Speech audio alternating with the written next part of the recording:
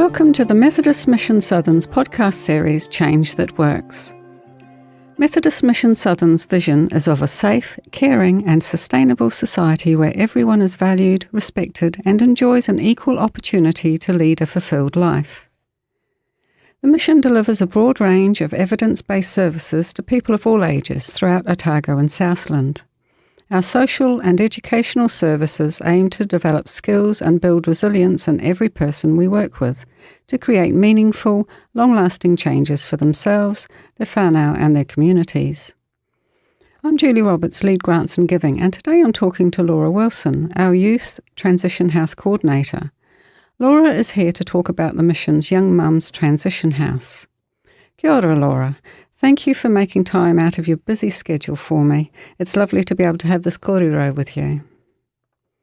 Thank you, Julie. It's great to be here to talk about our wonderful house in Waihopai today. It's lovely. So, Laura, can you tell us what the Young Mums House is all about? So the aim of our Young Mums House is to help our young mums that are in the community to gain confidence and just to get connected with the supports they need in our community so they can transition into sustainable housing effectively and to make sure they're set up and ready to go when they're ready to find that house and move out. Right. So how do you support the mums? What does that look like?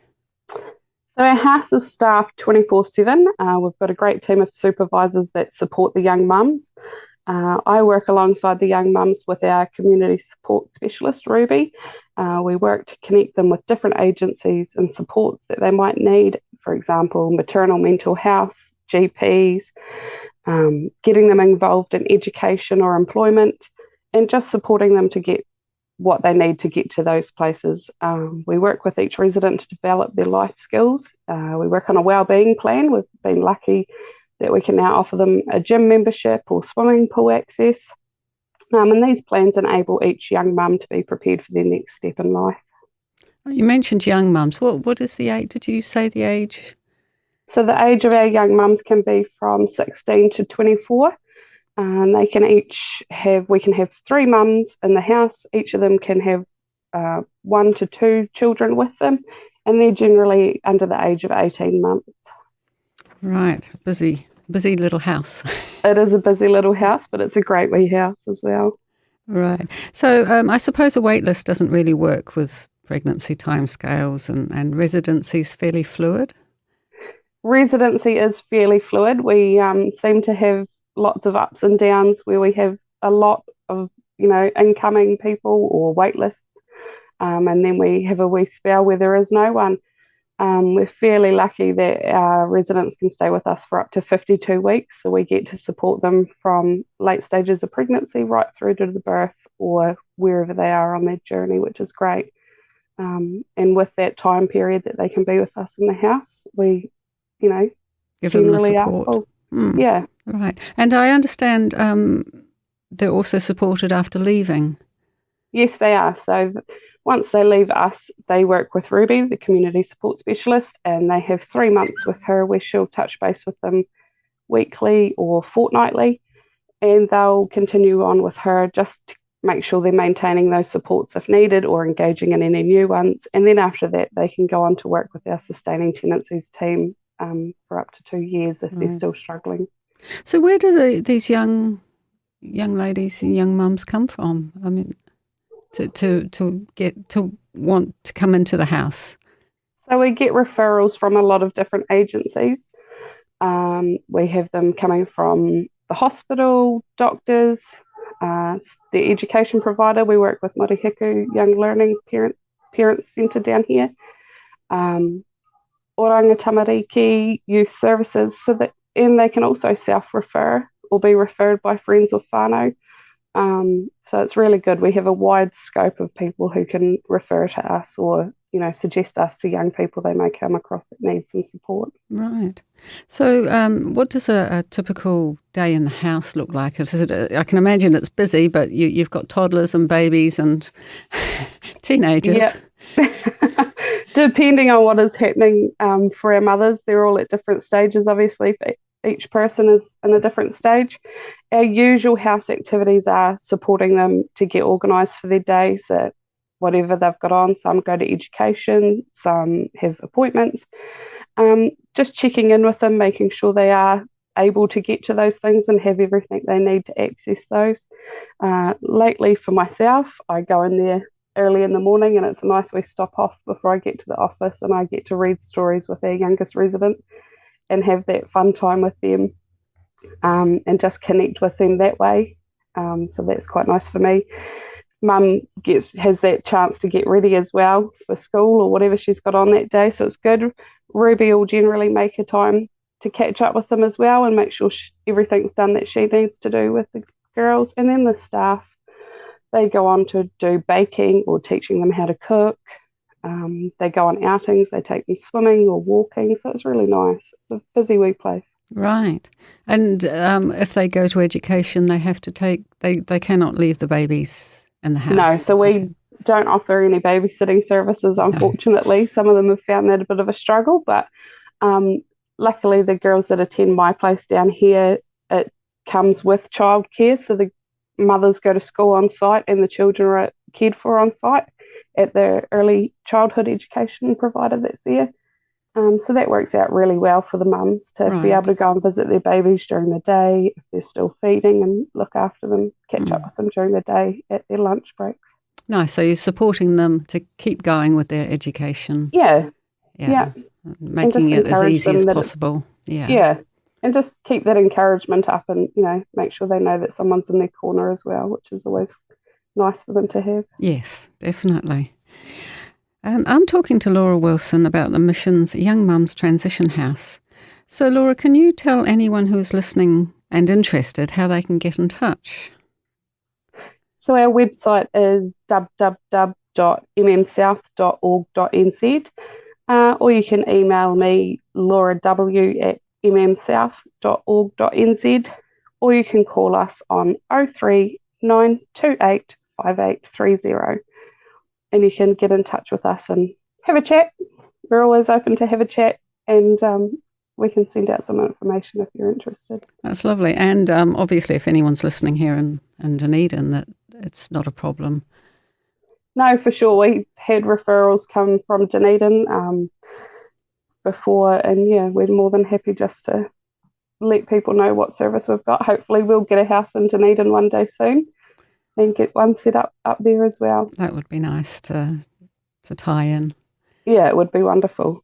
Yes. You mentioned going out on walks and things. I know Active Southland has provided support for active rangatahi.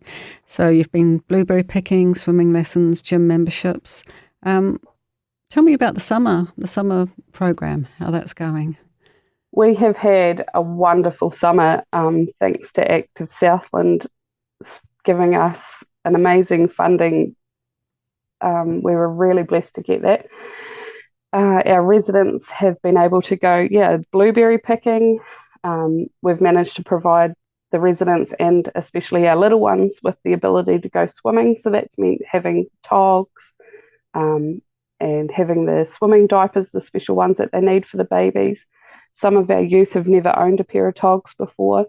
So we've been able to use that and provide them with the opportunity to go for a swim and have a look at it. We've now also enrolled one of our young residents into childhood swimming lessons. Nice. So we've provided her with a term of swimming lessons for her to try.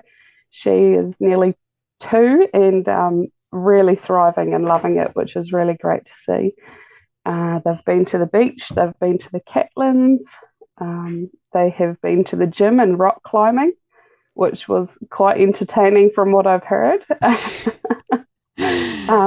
Not something I would do myself for sure, but no, they have definitely loved it. And it's nice just to see that lift in the residents in both houses especially, but the young mums just being able to go and sit in the pool and teach their children how to swim, or see the excitement of, going in the water for the first time or doing that sort of thing, and being able to provide them with that opportunity. Right. It's amazing how what some consider normal everyday things that some people haven't had the chance to experience. Yeah, no, so it's been really lovely, and just seeing them make that, it's just an extra chance for them to connect with their child and It's been a really lovely thing to see, and it's been very well received. So we were very lucky to receive that funding from Active Southland. And you're keeping them fit and healthy and moving. Yes, exactly. So they're doing really well with it, which is great. That's good. And I know we had some lovely donations of a sit-in car and sandpit for the babies and toddlers. So what's the plan for this year? So this year we are looking to do some fencing outside to make the area safe. So we're going to do that out towards our car park and get that set up and safe for the young ones to go out there, because they like to try and escape out the doors and all sorts nowadays. And we're just looking at making this house more sun smart, so putting some sun shade sails, are they? I think they are. Mm-hmm. Putting those up, and just some outdoor furniture. I know the young tamariki would really love some craft supplies for the house, so we're looking at building on that. There seems to be a lot of crafting going on with the little ones, which is great.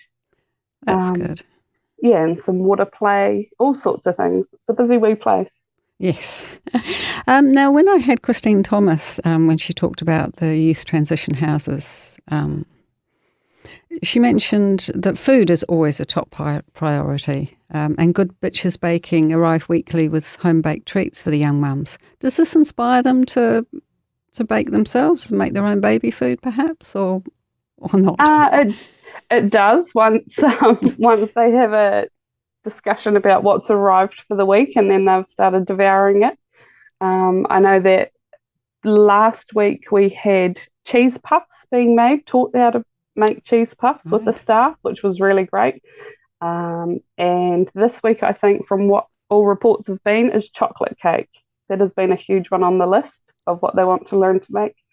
So chocolate cake and lasagna, I think, is this week's. Oh, it can't be bad. No, it is when I go and visit, but yeah, that seems to be doing these girls really good. So right, and it's nice for them to have a home environment to develop these skills. Yeah, which is great, and we encourage them to work out any recipes that they want to learn how to make, or anything that they're inquisitive about, and we support that and try and help them learn how to do it. Lovely. Your staff must be very skilled and adept at flexibility. Yeah, we're very lucky with our staff. We've got a great range of staff who have all got their own individual skills and talents, which comes in very handy. The girls are really lucky to have such wonderful people supporting them. Right. So, Laura, can you tell me what the eligibility is for the house? Sure. So we take young mums between the age of 16 to 24 who are either in very late stages of pregnancy or who already have a child under the age of 24 months. Obviously, the late stage of pregnancy thing, there is a bit of swing and roundabouts there. We can sort of make negotiations for that. We're very flexible with what we can do, and whoever needs support. They need to be the primary caregiver and in Otago and Southland. So we generally take young mums who have mild to moderate support needs. This is with their mental health and just their health in general. They can stay with us up to 52 weeks, as I said. We generally try and get people who are not drug or alcohol affected for a majority of each week's residence. So if people are struggling with drug or alcohol addiction, we try and encourage them to get support for that as well while they're working with us. And we just need the residents to stay at the house and be engaged. So obviously they can't just move in and then go off and not be there. We try to encourage them to stay with us so that we can support them to be engaged with their services and us as well. The purpose of our program is to accommodate 3 mothers and their children at any given time. Evening and night time, the mums are supported and there are supervisors on site that sleep over. They're also there to help the mums during the night time if there is any issues or they need some support with feeding or restless babies, anything that crops up. And then, as I said, just the individual case management and action plans that we have for each resident, and then they work with myself, the supervisors, and our community support specialist, who is Ruby. That sounds an amazing lot of support. I wish Yeah, I'd had it as a mum. We do quite often have some youth coaches and visitors to the house who are there supporting our mums who go, man, I wish I could move in. Yes. So yeah, it is. It's really good. That's wonderful. Thank you, Laura. No, I think it's just more about what we do. And, if you do know someone that you think may need to be supported with their pregnancy or the journey that they're on, just reach out, give us a call. If we can't help for sure, then we will know where to refer them, or can offer some advice about where to refer people. We've been very lucky with the support we've received from Active Southland, Good Bitches Baking, Shoe Clinic, and I know the Methodist Women's Group. The Methodist Women's Fellowship up in Mornington, yes. Here in Dunedin, yes. We are very lucky to have them on our side, especially come Christmas and all year round. They support us wonderfully, which is great. We're very grateful for that, for sure. I'm sure there's even older mums respect the journey that young mums have to travel. Yeah. So it's nice to be able to support them. Yeah. That's lovely. Well, thank you, Laura, once again. The Mission shares stories every month through our newsletter of activities and achievements of our young mums, which just reminded me, is there any recent stories? I think we've covered all the blueberry and swimming. Yeah, the blueberry picking was a huge success. I think the ice cream was probably more well received than the blueberries itself, but no, it was a great success. A bit of cream with your blueberries. Yeah. That's lovely. So the Young Mums House is such a vital and valued support that we're very grateful for your work and all the mahi that you do to support your team, your staff and the residents. So thank you. Thank you. So you've been listening to the Methodist Mission Southern's podcast, Change That Works. Thank you for listening. Next month's Mission podcast will be about the Mission's Taitura Hapori, Community Service Specialist, and that will be Ruby, who Laura had mentioned, supporting the Young Mums House. Please sign up to our newsletter to read stories about our mahi and like and share us on our Facebook and Instagram pages. You can find all our services on our website mmsouth.org.nz. Ka kite anō.